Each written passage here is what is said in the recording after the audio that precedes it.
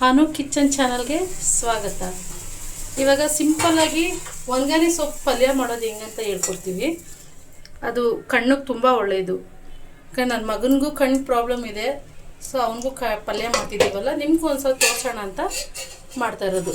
ಮೊದಲಿಗೆ ಈರುಳ್ಳಿ, ಹಸಿಮೆಣಸಿನ್ಕಾಯಿ ನೋಡಿ, ಈರುಳ್ಳಿ, ಹಸಿಮೆಣಸಿನ್ಕಾಯಿ, ಟೊಮೊಟೊ ಮತ್ತು ಸೊಪ್ಪನ್ನು ಸ್ವಲ್ಪ ನೀಟಾಗಿ ಬಿಡಿಸಿ ತೊಳೆದಿಟ್ಕೊಂಡಿರ್ಬೇಕು.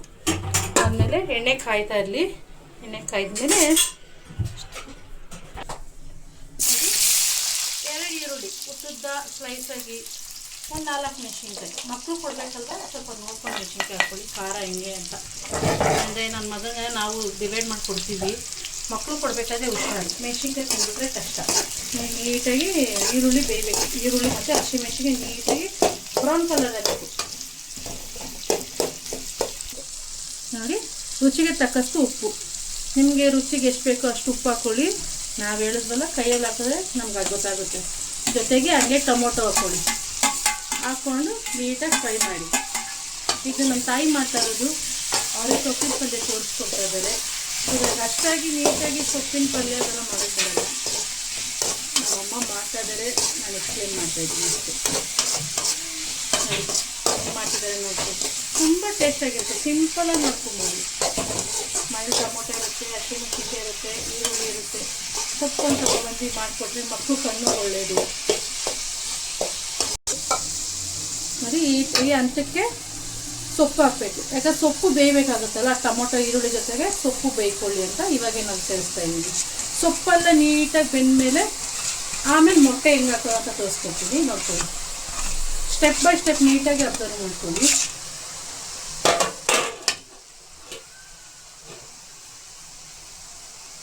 ಇವಾಗ ನೀಟಾಗಿ ಸೊಪ್ಪು ಬೇಯಬೇಕು.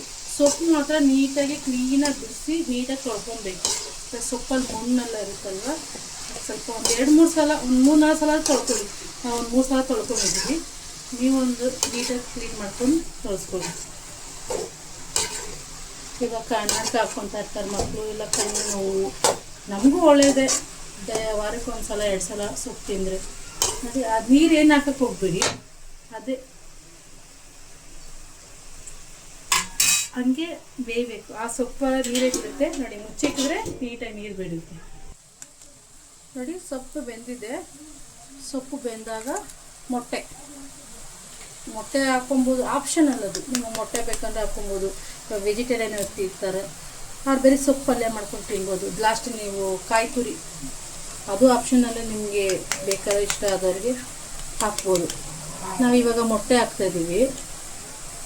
ಮೊಟ್ಟೆ ಹಾಕ್ಬಿಟ್ಟು ಹೆಂಗೆ ಮಾಡೋದು ಅಂತ ನಿಮಗೆ ತೋರಿಸೋಣ ಅಂತ ನಾವು ಈ ಸಲ ಸೊಪ್ಪು ತಂದು ಮೊಟ್ಟೆ ಹಾಕ್ಬಿಟ್ಟು ಫ್ರೈ ಮಾಡ್ತಾಯಿದ್ದೀವಿ.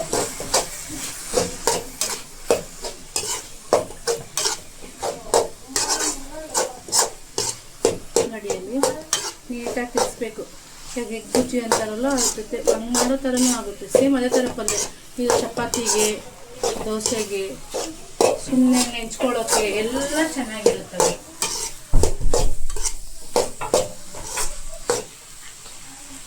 ಅಕ್ಕಿ ರೊಟ್ಟಿ ಆಲ್ಮೋಸ್ಟ್ ಅಕ್ಕಿ ರೊಟ್ಟಿ, ಆ ರೊಟ್ಟಿ ಅಂತೆಲ್ಲ ಎಲ್ಲದಕ್ಕೂ ರೊಟ್ಟಿ ಬೆಸ್ಟು ಸೈಡ್ ಡಿಶ್ ಅಂದರೆ.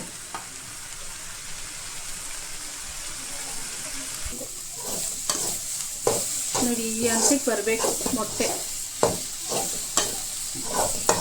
ಎಲ್ಲರೂ ಮಾಡ್ತಾರೆ, ಬಟ್ ನಿಮ್ಗೆ ಹೇಳ್ತಾ ಇದ್ದೀನಿ, ಈ ಹಂತಕ್ಕೆ ಬರಬೇಕು. ಈರುಳ್ಳಿ ಜಾಸ್ತಿ ಹಾಕಿದ್ದೀವಿ, ಟೇಸ್ಟ್ ತುಂಬ ಚೆನ್ನಾಗಿರುತ್ತೆ. ಒಂದ್ಸಲ ನೀವು ಮನೇಲಿ ಟ್ರೈ ಮಾಡಿ, ಹೆಂಗಿದೆ ಅಂತ ನಮ್ಗೆ ಕಮೆಂಟ್ಸ್ ಮಾಡಿ, ಲೈಕ್ ಮಾಡಿ, ಶೇರ್ ಮಾಡಿ, ಸಬ್ಸ್ಕ್ರೈಬ್ ಮಾಡಿ. Thank you.